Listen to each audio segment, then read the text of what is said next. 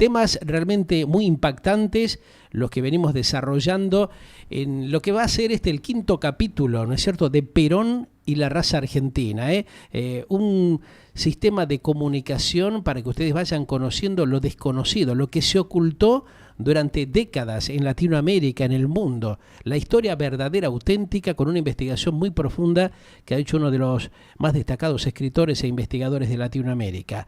Hay un tema realmente que lo vamos a presentar hoy como primicia, y que realmente va a impactar, como todas las semanas cuando presentamos el nuevo capítulo generado justamente por este estudioso, este analista, este investigador que nos acompaña hace varias semanas aquí en el Glóbulo Magazine Finde.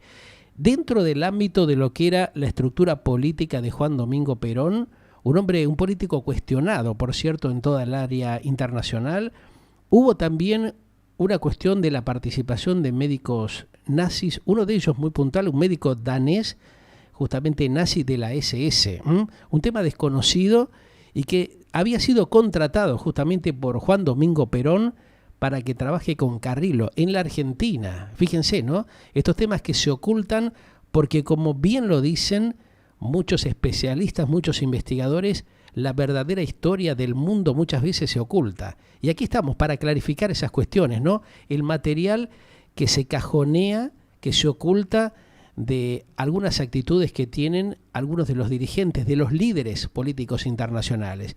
Y a través justamente del Glóbulo venimos desarrollando hace mucho tiempo eso, ¿no?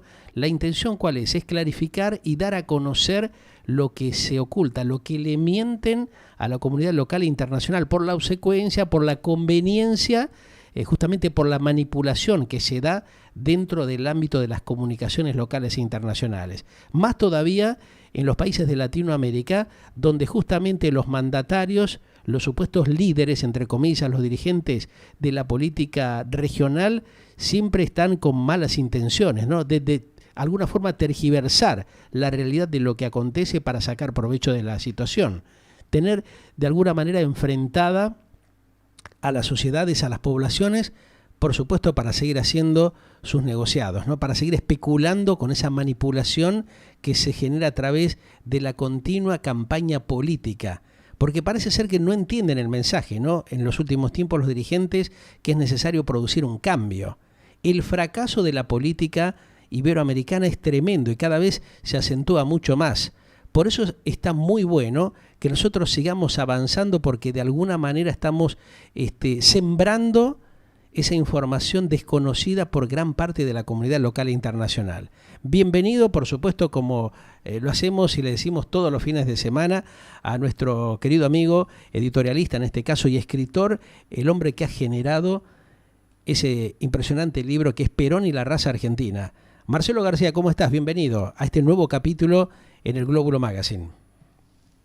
Hola Pedro, ¿cómo estás? Un gustazo. Buenas tardes, un saludo a la audiencia. Igualmente. ¿Cómo la estás pasando en este día de mucha lluvia, ¿no? En la Argentina, bueno, que se está lloviendo todo. Por lo menos estamos más fresquitos, ¿no? Sí, por lo menos se respira un poco más estos días de calor que hubo. Estamos un poco mejor con eso. Pero bueno, la lluvia es bendición, dicen. Sí, por supuesto, ¿no? Nos genera un poquito más de ánimos, porque realmente trabajar y estar acá en la pecera, como más estamos nosotros, viste, encerrado entre cuatro paredes, entre vidrios por los cuatro costados, a veces es bastante tedioso, ¿no? Y tantas horas más que nada, ¿no? Pero bueno, aquí estamos justamente, es nuestro trabajo, ¿no? Nuestra inquietud y tratando de ser lo mejor profesional posible como para, como comentaba recién, acercarle a la gente, a la comunidad local e internacional, la información para que conozcan parte de la historia desconocida, ¿no? Sí, tal cual. Esa es la idea de estas charlas. Exacto.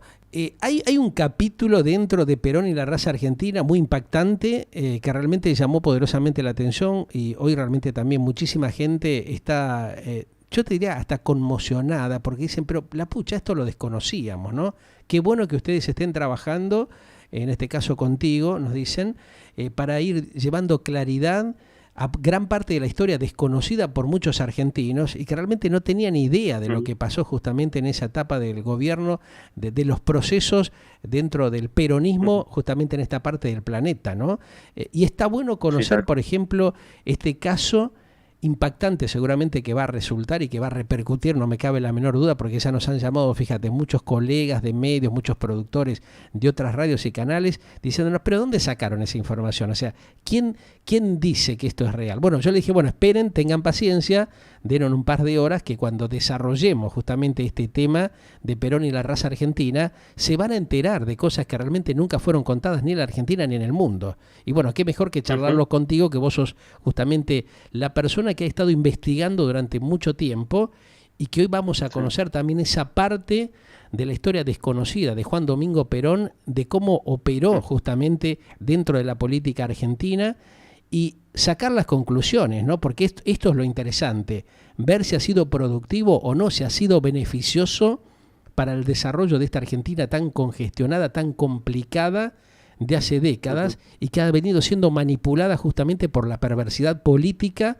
en tratar de intentar dominar y tergiversar la realidad de lo que pasó en la Argentina en las últimas décadas, ¿no? ¿Cómo es esta cuestión de un médico danés que llega a la Argentina estando dentro de las filas de la SS para operar a través de la intervención de Carrillo? O sea, ¿podríamos decir la mano derecha en esta cuestión de Perón en esos tiempos? Bueno, mira, voy a empezar de atrás para adelante, ¿sí? Contando el final, o sea, casi el final de la historia, que no lo es, pero para después, con ese detalle de que lo que te voy a comentar, ir un poquito para atrás y saber de quién se trataba, ¿no? Quién era efectivamente Karl Peter Barnett, que de este médico es de quien vamos a hablar. Lo primero que voy a decir es que este médico llega en marzo o abril de 1947 a la Argentina. Ya ahora vamos a hablar en detalle de cómo fue esa llegada. Pero lo más interesante para esta historia es que el 28 de abril de 1947 el gobierno de Juan Domingo Perón le confecciona un contrato, ¿sí? Que quedó asentado inicialmente en el Ministerio de Bienestar Social para luego pasar de inmediato a la por entonces Secretaría de Salud, luego Ministerio del gobierno peronista, y que quedó asentado, incluso está la copia, está el original hoy en el archivo del Ministerio de Salud, quedó asentado en el legajo 11.692. Digamos, esto es el documento que certifica que el gobierno de Juan Domingo Perón en abril de 1947 contrató a Karl Peter Barnett. Ahora, será bueno saber quién era Karl Peter Barnett, ¿sí? Obviamente, este médico del que estamos hablando pasó a estar directamente bajo el ala del doctor Ramón Carrillo, que era el secretario de Salud, luego ministro, ¿sí? Esto también hay que destacarlo. Así que, bueno, si te parece, hablamos un poquitito de quién era este médico, ¿no? Porque para ver qué razones hubo o tratar de entender qué pasó para que el gobierno argentino lo contrate, ¿sí?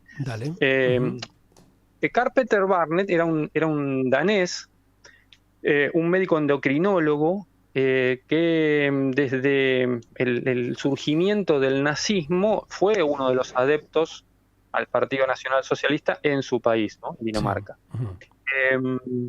Las vueltas del destino, las coincidencias que hicieron que Barnett empezara a investigar, a buscar, esto entre comillas, la cura a la homosexualidad, ¿sí?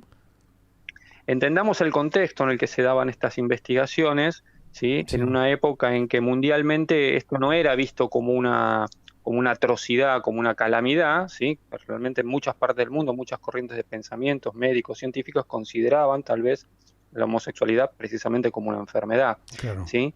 El tema acá es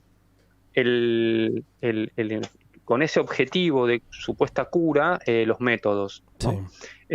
Barnett comenzó en Dinamarca experimentando con animales, ¿sí? Hasta ahí todo más o menos entendible para los estándares de la época. Pero lo trágico para esta historia es que cuando en 1940 Alemania invade Dinamarca, ¿sí? Él ya tenía una reputación bastante alta, por decirlo así, con los pro-nazis de su país, que hicieron migas, obviamente, con los invasores, ¿sí? Y este tipo de investigaciones de Barnett, yo estoy tratando de resumirlo lo más posible para llegar a la Argentina, sí. fue centro de atención inmediata para Heinrich Himmler y las SS, ¿no? Ajá. Que, obviamente, de más está decir, era una temática que le interesaba. ¿Me estás escuchando? Parece que tuvimos otra interferencia, ¿eh? Bueno, tuvimos otra vez otro corte. Esta cuestión de la superioridad de la raza aria, bueno, todas esas cuestiones que ellos manejaban. Perdóname, ¿me podés repetir? Porque tuvimos como una pequeña interrupción, un corte justamente en la comunicación. Repetime un poco esta data que estabas comentando. A ver. No sé hasta dónde se llegó a escuchar. Arranca de cero nuevamente prácticamente sobre este justamente comentario puntual. A ver. ¿Vos estabas diciendo? ¿Querés intentar llamarme por línea? No. Sigamos por acá. Por ahora estamos ahí, se retomó la comunicación. Vos me decías entonces que ahí... Bueno, lo que te decía era que las investigaciones sobre la cura de la homosexualidad, que inicialmente Barnett comenzó con animales, ¿sí? Le interesaron de inmediato a los ocupadores, a los invasores de Dinamarca, a los nazis, en donde él ya tenía una buena reputación, y logró ser presentado ante el mismísimo Himmler, ante el jefe supremo de las SS. Claro. Himmler tomó, como era esperable, muy en serio, entre comillas, estas investigaciones, lo asigna a un puesto en la Checoslovaquia ocupada, Barnett, en una empresa manejada directamente, una química o farmacéutica manejada directamente por las SS, y le pone a su disposición personal un laboratorio, todo el material necesario, le da la financiación que necesita para sus, entre comillas, investigaciones. Sí. Y esto comienza a cobrar en intensidad hasta que lo asignan de manera efectiva al puesto de jefe médico en el campo de concentración de Buchenwald. ¿Sí? Esto no es menor porque justamente a ese campo de concentración el régimen de Hitler enviaba a los prisioneros homosexuales. ¿Sí? Entonces allí se podía dar esta serie de investigaciones con luz verde absoluta para Barnett, ¿sí? La cuestión es que Barnett fue un médico criminal. Está denunciado, digamos, todo su accionar en el campo de concentración, con castraciones masivas, implantes de testículos de mono en prisioneros homosexuales, eran cosas absolutamente sanguinarias, tétricas, tremendas. Y bueno, avanzó, incluso fue también asignado parcialmente para trabajar junto a Mengele en Auschwitz, ¿sí? En otro proyecto que tenía que ver con lo que los nazis llamaban la fuente de la eterna juventud, que era, era una serie de procesos destinados a, primero, lograr extenderle la vida a Hitler y luego a los alemanes, entre comillas, útiles. Que fue uno de los temas más difundidos justamente de los trabajos de investigación, ¿no? O sea, no tanto como este otro que vos denunciás en este caso, en esta investigación que vos hiciste, pero que el otro sí había sido muy difundido como una cosa novedosa, muy impactante en ese tiempo, ¿no? Sí. Claro, lo de Mengele estuvo más en primer plano, lo de Barnett no tanto, pero bueno, están los elementos, sobre todo en el libro, que lo demuestran. El tema es que, bueno, Barnett sobre el final de la guerra cuando decide escapar de vuelta de Alemania a Dinamarca, y lo hace en un momento bastante poco propicio, porque justamente Dinamarca, al mes de que él llega, cae de vuelta en manos de los aliados y es detenido, ¿sí? Como tantos colaboracionistas del régimen de Hitler en los lugares donde los aliados liberaban, y es internado en un campo cercano a Copenhague, manejado por los ingleses. Acá empieza la historia interesante para la Argentina. ¿Por qué? A ver, contame. Porque curiosamente los primeros interrogadores, que se ponen en contacto con Barnett en el campo en Copenhague, no son interrogadores militares ni políticos, sino que son los representantes de importantes químicos farmacéuticas mundiales. Mira vos. ¿Esto por qué es? Porque los ingleses simularon un escape luego de Barnett, pero en realidad de lo que se trató fue de un acuerdo previo con Barnett y el gobierno británico para permitirle escapar a cambio de que él revelara o pasara información respecto de sus propias investigaciones, que no solamente se limitaron a esa quimérica y delirante, entre comillas, cura de la homosexualidad, sino que incluyó muchísimos medicamentos y tratamientos que incluso hoy en día reditúan en cifras millonarias para esas y otras empresas químico-farmacéuticas. Te digo, por ejemplo, Barnett fue el creador de las famosas y hoy tan habituales cremas anti-age. ¿Sí? Por ejemplo. ¿Y qué laboratorio? ¿Sí? ¿Tenés idea cuál es el laboratorio que manejó justamente esa operatoria? Sí. ¿Cuál fue el laboratorio? Fueron...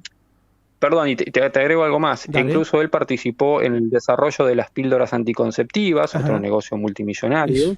Bueno, en fin, muchísimas cuestiones que los ingleses les interesaban y que, bueno, prefirieron mirar para otro lado respecto de sus propios crímenes de Barnett, a cambio de esa información y el permitirle un escape protegido.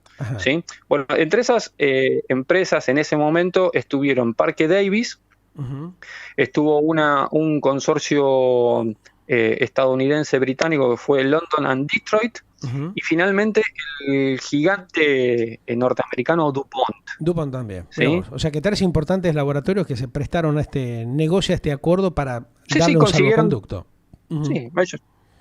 Sí, a ellos no les interesaba el background de Barnett ni los crímenes, sino la información que les pudo aportar y listo, pasar, obviamente, que ellos supieron usufructuar hasta el día de hoy inclusive, y para los británicos, bueno, también porque eran empresas con intereses británicos, así que orquestan una serie de movimientos para permitirle a Barnett tener las excusas para salir del campo de detenidos. Fueron un par de meses, lo hago lo más escueto posible, fueron un par de meses de idas y vueltas por distintos lugares de Dinamarca hasta que se convino con él que viajara a Londres y desde allí abordara junto a su familia, a su segunda esposa y sus 3 hijos, el buque Highland Brigade, que era un buque oficial del gobierno británico,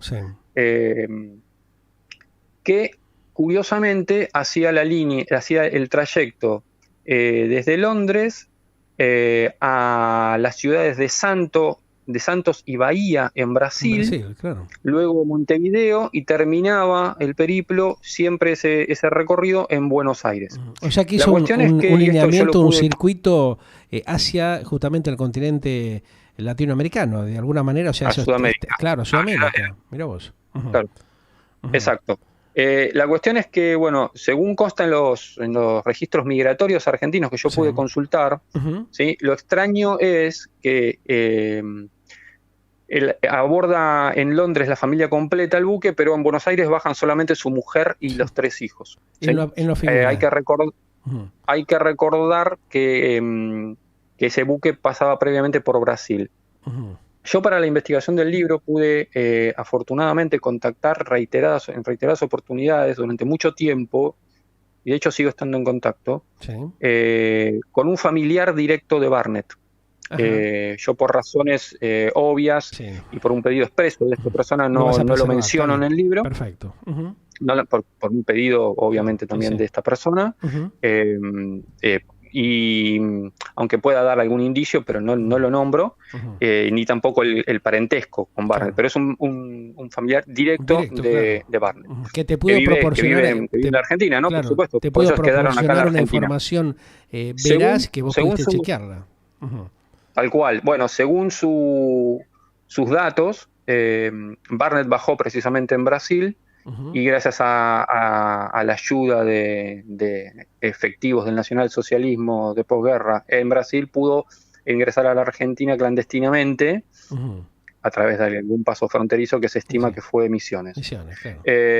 Bueno, la cuestión es que en 1947 Barnett ya está en Buenos Aires con su familia de vuelta, ¿sí?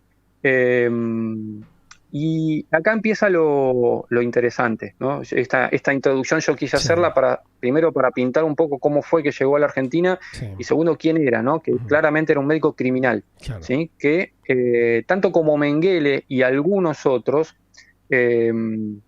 zafó de los tribunales internacionales. Nuremberg primero, y luego exactamente concretamente el juicio a los médicos nazis. Después de Nuremberg se hizo un juicio a los médicos nazis. También zafó de esos tribunales. Zafó de los dos casos. La cuestión es que estaba en Buenos Aires. En Buenos Aires primero se instaló en un domicilio en la calle Salta, en el centro de Buenos Aires, y luego pasó a habitar una propiedad que aún existe, que está en pie todavía, que yo la pude fotografiar afortunadamente, que está en la calle Uriarte al 2200, no voy a decir exactamente la dirección, pero está con la misma fachada que en la década del 30 y del 40, sobre todo 40, así que si alguien pasa puede identificarla fácilmente.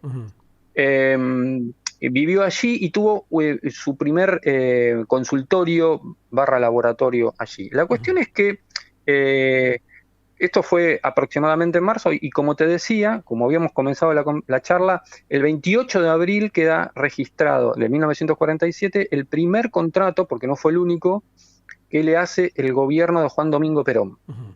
¿Sí? En este caso con la intervención siempre de Carrillo estamos hablando, ¿no? O sea que... Y Carrillo era el ministro de Salud de Perón. Claro. Y Barnett está contratado, ingresa. Primero la ficha queda sentada en el Ministerio de Bienestar Social y pasa inmediatamente a la Secretaría de Salud. Eso está confirmado también. Hay algunos puntos interesantes. Yo tengo las copias del contrato. ¿Sí? Y me tomé un poquito el trabajo de apuntarme algunas cuestiones, algunos puntos que resultan muy, muy interesantes. A ver, ¿sí? decime, en el primer apartado de ese primer contrato de abril de 1947 de Barnett, dice que se lo contrata como médico fisiólogo, así genéricamente, ¿no? Tengamos en cuenta que la fisiología se encarga de las funciones de cada órgano y cada parte del cuerpo, para hacerlo sencillo, ¿no? Si bien yo no soy médico, pero bueno, uno puede averiguar eso. Y Barnett, dentro de su especialidad de la endocrinología, digamos, tenía mucha relación con esto, ¿no? Porque él era partidario sobre todo de la inyección de testosterona a los pacientes prisioneros de los campos en estas cuestiones, ¿no? Inyecciones compulsivas y masivas de testosterona para, según él, incentivar el cambio de orientación sexual. Bueno, o sea que dentro de todo, digamos, hay una cubierta en esto de médico fisiólogo que figura en el contrato, en el primer contrato, ¿sí? Y en el tercer apartado de ese mismo contrato, que yo tengo acá adelante la copia, dice algo también bastante sugestivo, ¿sí? Que todavía está por verse, por determinarse a qué se refería puntualmente. Pero dice en el apartado 3, tiene derecho al otorgamiento de pasajes oficiales y reintegro de gastos para viajes al interior del país. ¿Sí? Eso lo dice en el tercer apartado de este contrato de Barnett, del médico nazi de las SS, como avalando con el gobierno de... Claro, avalando el gobierno directamente el trabajo que él estaba desarrollando de investigación en ese momento. Claro, la cuestión ahora, que seguramente amerita una nueva investigación o seguir dándole vuelta a este tema, es qué hacía Barnett reiteradamente viajando al interior en nombre del gobierno, ¿no? Eso es una cuestión que hay que dilucidar también, pero no deja de ser llamativo porque, insisto, está especificado en el propio contrato, esto es demostrable. Insisto, en el legajo 11.692 del Ministerio de Salud, ¿sí? Está la carpeta de Barnett. Bueno, este contrato luego se refrenda con otro, que es del 8 de marzo de 1948, ¿sí? Prácticamente un año después se le hace un segundo contrato, ¿sí? Y también yo destaqué acá algunas cuestiones que me parecieron para mencionar, ¿sí? En el inicio del contrato dice textualmente, esto si me permitís lo leo textual, dice, atento a que se refiere disponer en forma frecuente y directa a la información que de su especificación científica por Barnett posee el funcionario técnico contratado doctor Carlos Pedro Barnett. ¿Sí? Él acá figuraba con su nombre castellanizado, ¿sí? No Carl Peter Barnett, sino como Carlos Pedro Barnett. ¿Sí? Después, en el artículo primero de ese contrato que existe y que es demostrable, dice: adscribir al funcionario técnico contratado Carlos Pedro Barnett, que actualmente presta servicios en la Dirección de Medicina Tecnológica del Estado. ¿Sí? O sea un aval directamente del gobierno argentino en ese momento. Sí, era un funcionario del gobierno argentino. Claro. Estamos hablando de un médico danés nazi. Un médico danés nazi vinculado directamente a la SS, ¿no? O sea, para que la gente entienda la gravedad era capitán de las SS. Claro, era capitán de las SS y tiene incontables muertes en su espalda, ¿no? En Buchenwald y en Auschwitz. Por eso digo, me interesa leer estas cuestiones porque esto se produce el primer contrato al mes de su llegada y se le renueva un contrato al año de su llegada. Y uno trata de entender las motivaciones para haberlo contratado, ¿no? Porque los antecedentes son absolutamente nefastos. Claro. Ahora, ¿qué pasaba por la cabeza en este caso de los funcionarios argentinos en el gobierno de Perón que de alguna manera eran cómplices contratando a un asesino en este caso, ¿no? Porque era un reverendo HDP, un tipo que había matado miles y miles de seres humanos, que había hecho una masacre. Lamentablemente los protagonistas no pueden responder más esto, ¿no? Pero bueno, hubiese sido fantástico tener una respuesta concreta de parte de ellos. Y finalmente, si te parece, el artículo 2 de ese, hay muchos artículos probablemente, pero yo destaqué un par de cositas como para que quede bien claro que este personaje no era ajeno al sistema de salud del gobierno, ¿sí? En el artículo 2 del segundo contrato dice: a los efectos de la percepción de haberes, el funcionario, reconociendo claramente entonces que era un funcionario del gobierno argentino de Juan Domingo Perón, adscripto, seguirá figurando en las planillas como hasta ahora. Mira vos. ¿Sí? O sea, cobraba un sueldo del Estado Nacional. ¿Sí? Bien, esto yo lo quise contar acá porque me parece que aporta bastante para el tema que venimos tocando ya hace 5 charlas. Aparte demuestra claramente la impunidad que había también en ese momento y la relación, ¿no? Cómo justamente desde el propio gobierno argentino se avalaba a un verdadero asesino, ¿no? Un tipo que había hecho masacres y que seguía experimentando con seres humanos bajo el paraguas, en este caso del propio Ministerio de Salud de la República Argentina, avalado por el propio Perón. Sí, tal cual. Así que bueno, me pareció como muy interesante esto de... fue contratado como médico fisiólogo, el otorgamiento de pasajes y reintegro de gastos oficiales por sus viajes al interior del país en representación del Ministerio de Salud conducido por Carrillo. Claro. O sea, el cargo similar sería, disculpame, el cargo similar a lo que ocupa ahora, para que la gente entienda, Ginés García, ¿no es cierto? O sea, es exactamente el mismo cargo, pero traslademos no a la época del mandato del presidente Perón, de Carrillo, claro, en este caso. Claro, exacto. Ahora, no hubo ningún tipo de control tampoco en ese momento, o sea, se lo liberó totalmente para que él haga a gusto y piacere esas investigaciones sin ningún tipo de control, ¿no? Mira, yo en el libro hablo bastante del tema de Barnett porque tiene distintas aristas. Tal como en la anterior charla que tuvimos cuando hablábamos de Mengele, otro punto interesante es gente de contacto, ¿sí? Claro. Gente de contacto con Barnett y relacionada directamente con Perón, porque, digamos, ya igualmente no haría mucho más que leer el contrato, digamos, ¿no? Un contrato oficial del gobierno peronista, del Ministerio de Salud, reconociendo que cobraba un sueldo y que era un funcionario del ministerio, ¿sí? Así que, digamos, eso ya, digamos, sería como más que suficiente, pero no lo es todo, por ejemplo, porque para variar, uno de los nexos entre Barnett y el gobierno peronista fue Jorge Antonio. Claro. El hombre que manejaba las finanzas prácticamente del gobierno en ese entonces, ¿no? Para que la gente entienda, porque muchos jóvenes por ahí desconocen quién era Jorge Antonio, ¿no? Acá hay un tema que es, si se quiere, entre comillas, pintoresco, que es que Jorge Antonio ¿Me escuchás? Sí, te escucho, Marcelo, sí, decime. Perfecto. Acá el tema interesante también es que Jorge Antonio era muy cercano, tenía una relación de amistad con Pedro Olgo Ochoa, un periodista, que vos seguro lo conocerás. Lo he sentido nombrar. Lo has sentido nombrar.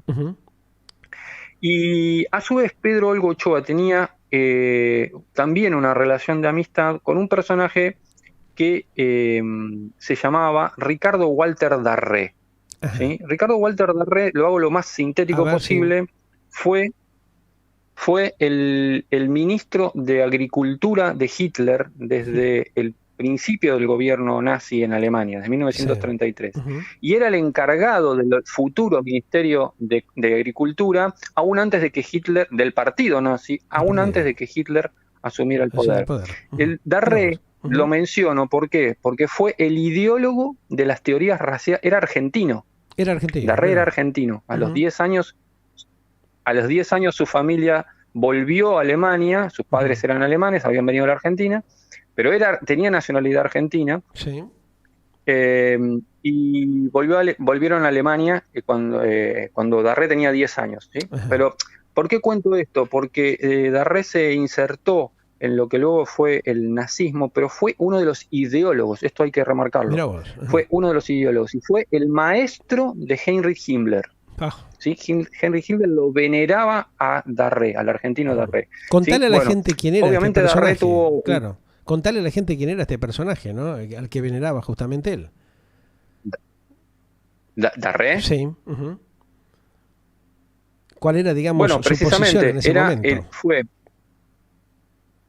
Darré fue desde 1933 a 1943 cuando le pide personalmente su retiro a Hitler, que Hitler concede, porque también lo admiraba increíblemente y lo respetaba dentro de sus estándares, obviamente. Fue oficialmente el ministro de Agricultura, ¿sí? Pero más que eso, que era como una cubierta para Darré, fue el ideólogo de las teorías raciales, ¿sí? Incluso en las que luego se inspiró Alfred Rosenberg, ¿sí? Con las leyes raciales de Nuremberg, de 1935. Darré fue el ideólogo de las SS y de las leyes raciales que luego se implementaron en la Alemania nazi. Uno de los tipos más perversos, ¿no? Podríamos decir que es uno de los personajes más perversos que ha tenido el planeta Tierra, la humanidad, para que tengan idea la gente, porque y además, es así. Y además era la cabeza, el jefe de lo que en Alemania se llamó la Russia, que por sus iniciales en alemán era la oficina de la raza y el asentamiento. Con lo cual, Darré era el responsable absoluto de el barrer a la gente de los territorios ocupados por el nazismo. ¿Sí? Fue uno de los máximos responsables y máximos criminales y fue tristemente un argentino. Bueno, ¿a qué voy con Darré? Hay que remarcarlo porque esto es desconocido. La historia no está bien contada, como siempre pasa, ¿no? Se ha ocultado realmente y la gente no tiene idea. O sea, acá el 99% de los argentinos, esto que estamos diciendo es una auténtica revelación. Es impactante esto que vos estás contando porque hay documentación que lo prueba. O sea, la relación directa que tuvo el peronismo, muchos ya lo sabíamos, ¿no? El peronismo con el nazismo, esta complicidad perversa que hubo y lamentablemente ahora conocemos también que un argentino, o sea, descendiente por supuesto de alemanes que nació en la Argentina, fue el patético ideólogo de este verdadero desastre que vivió parte de la humanidad. Exacto. Sí, pero lo interesante a su vez es, yo hice toda esta introducción de Darré porque Darré era conocido, era amigo de Olgo Ochoa y de Jorge Antonio. Jorge Antonio tenía relaciones de antes, de durante y de después de la guerra con los alemanes y con los nazis. Y eso está también documentado. Bueno, las charlas iniciales para que el gobierno peronista se entere efectivamente de quién era Karl Peter Barnet surgieron en Ciasa. Ciasa era un campo que tenía Jorge Antonio en la localidad de Guernica. ¿Sí? Bueno, entre tantas reuniones que se hacían ahí, Ochoa le comentó a Jorge Antonio lo referido precisamente por su conocido Darré desde Alemania, y comenzaron a ponerse en tema de las investigaciones, entre comillas, de Barnett en Alemania. ¿Sí? A Perón le interesó de inmediato el trabajo, entre comillas, de Barnett. ¿Vos conocés el campo de Guernica porque sigue en poder de parte de la familia de Antonio? No estuve en el campo. Un día te voy a invitar y vamos a hacer un paseo porque tengo amigos ahí por la zona. Yo estuve varias veces. Encantado. Inclusive estuve en la casa. Quedan todavía algunos de los establos, de las caballerizas. Queda atrás, en la parte, digamos, de atrás en Guernica, que ahora parte se ha loteado, quedan todavía frigoríficos y las estructuras comerciales que había montado Jorge Antonio. Sí, cosas que eran de Antonio. Claro, inclusive en la época del gobernador, en la época que era gobernador Eduardo Duhalde, llegó a hacer algunas reuniones allí. Mirá lo que te cuento, ¿no? Yo trabajaba en el diario La Unión de Lomas de Zamora, en la zona sur, en Lomas de Zamora, en la provincia de Buenos Aires de la Argentina, y hubo algunas reuniones políticas, o sea, hasta hace un par de años atrás. Ahora está destruida la casa, ya está toda abandonada, está destruida. Lo único que quedó montado, que sigue funcionando, es parte de la caballeriza y uno de los laterales de las viviendas de los caseros. El resto prácticamente ha sido desmantelado. Hay realmente monumentos, quedó parte de la estructura, digamos, del casco, que es un lugar hermoso, pero lógicamente está venido abajo por el abandono que tiene. Pero si querés algún día, tengo amigos que están ahí en la zona, ojalá, te llevo y puedes hacer. Yo tengo fotografías tomadas hace un par de años, después cualquier cosa te las paso. Pero es importante esto que comentás para que la gente vea realmente lo que ha acontecido y cómo se ha complotado la política con el tema del nazismo, ¿no? La política argentina, latinoamericana, de alguna manera. Sí, bueno, eso obviamente ya está claro, pero digamos, a mí lo que me interesa y que es lo que vos me estás dando el espacio tan gentilmente para poder contarlo, es siempre establecer este tipo de relaciones, ¿no? Porque más allá en este caso que yo estoy hablando muy concretamente, hasta con número de legajo de los dos contratos y detalles de los contratos de un médico nazi en el Ministerio de Salud peronista,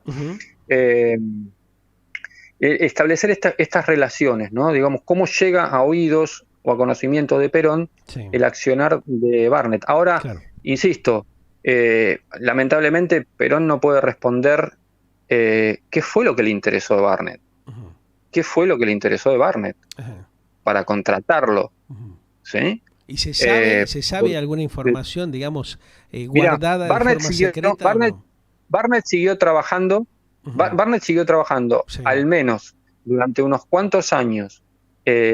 Barnett murió en el año 1965, el 25 de noviembre del 65 murió. Está enterrado en el cementerio alemán de Buenos Aires. Claro. Británico, perdón. En el cementerio británico. La Chacarita, para que la gente sepa, en el costado de la Chacarita. Como para que además quede como refrendando un poco el apoyo que tuvo de los británicos, ¿no? Para escapar. En el cementerio británico está enterrado.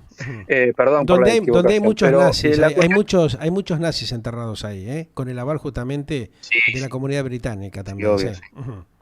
Sí.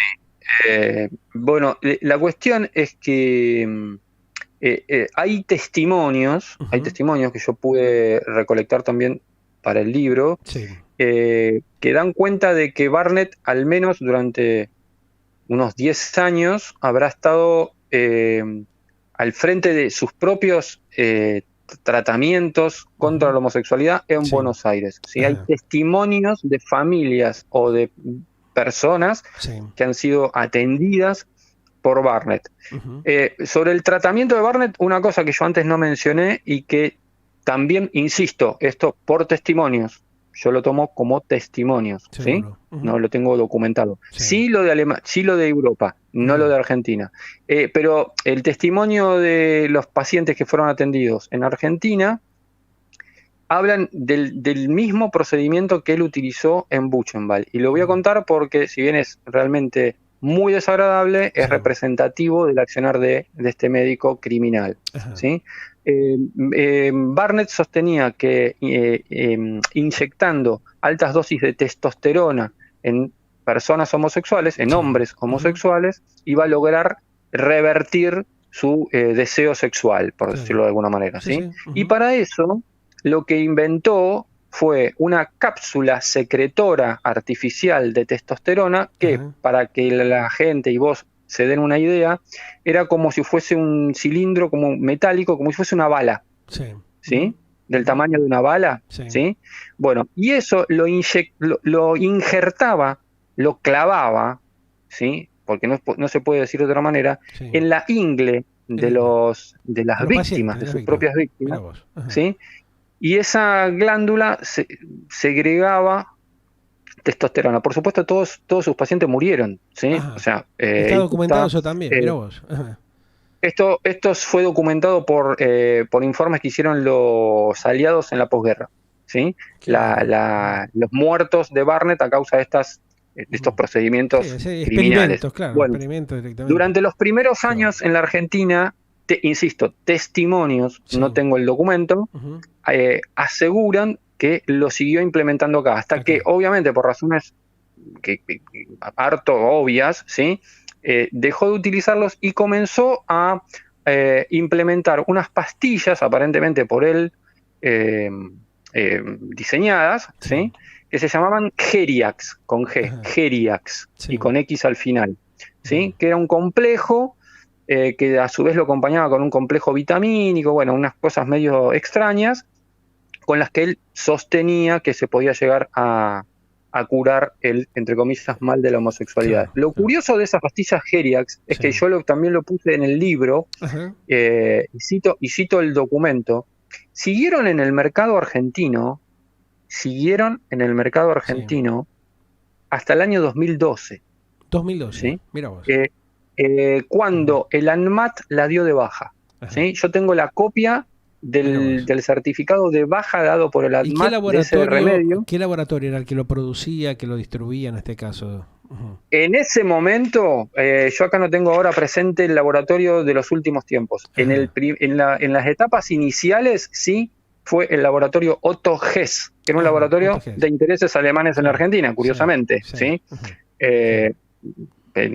No casualmente, ¿sí? El laboratorio Otto Hess, ¿sí? Que producía medicamentos, pero también producía insumos y elementos para medicina, ¿sí? Era como variopinto, digamos, la actividad que tenía, pero todo referido a temas médicos.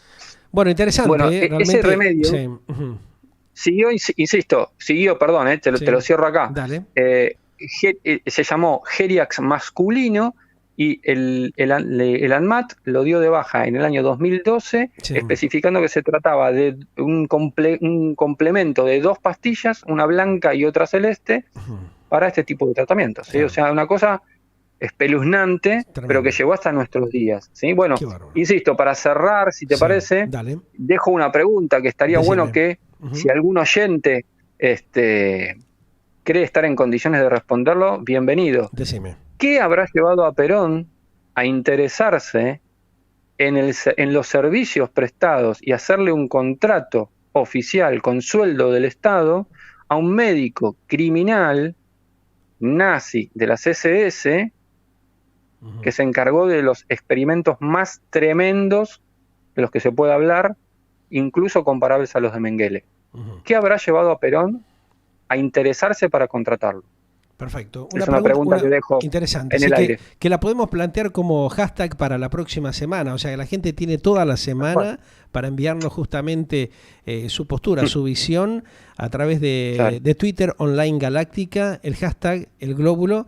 Justamente, a ver, repetir la pregunta, decir la voz directamente para que la gente tome conciencia y vaya descifrando y planteando a ver su inquietud con esta pregunta que nos hace justamente Marcelo García. Sí, la pregunta sería: ¿qué llevó a Perón a interesarse en los trabajos de, entre comillas, investigaciones médicas de un médico criminal de las SS como Karl Peter Barnett para contratarlo de manera oficial y con un sueldo del Estado en el Ministerio de Salud de la Nación a cargo de Ramón Carrillo? Perfecto, esperamos. Es interesantísimo esa inquietud que dejamos planteada para el próximo capítulo de la semana que viene, para que la gente tenga toda la semana la alternativa de enviarnos un tweet a Online Galáctica al hashtag El Glóbulo y darnos su visión, o a través también del WhatsApp lo pueden hacer. Vamos a darle el WhatsApp local, que es el 11 21 86 13 63, o el internacional 54 911 21 86 13 63, y esta pregunta, ¿no? ¿Qué llevó a Perón a interesarse, a prestarse justamente a contratar a un médico criminal nazi, como este caso, para hacer lo que hizo, ¿no? Realmente un tema increíble en esta parte de la historia no contada, como debería haber sido, ¿no? De Perón y la raza argentina. Obviamente, de mi parte, el trabajo de investigación que continúa sobre esto, porque claramente no está cerrado, ¿no? Esa pregunta, al margen de cualquier opinión que se nos ocurra a cualquiera de nosotros, me incluyo, tiene que ser, digamos, contrastada con elementos, digamos, que lo aprueben, ¿no? Valen, claro, sí. Y bueno, en eso estoy. ¿Sí? O sea, está el libro, pero está la promesa también de seguir con la investigación, porque creo que lo merita. Te agradezco realmente este detalle que nos vas dando, esta información para clarificar un poco parte de la historia argentina desconocida por muchos de nosotros. Seguramente la gran mayoría de los argentinos y de la comunidad internacional desconoce esto que estamos desarrollando y planteando para conocer de alguna manera la realidad de la historia no contada, no conocida, justamente a través de la explicación clarísima que nos está dando cada semana Marcelo García, escritor también autor de Perón y la raza argentina. Te mando un gran abrazo y lo seguimos la semana que viene. ¿Te parece? El nuevo capítulo. Otro para vos. Saludos a la audiencia. Muy gentil.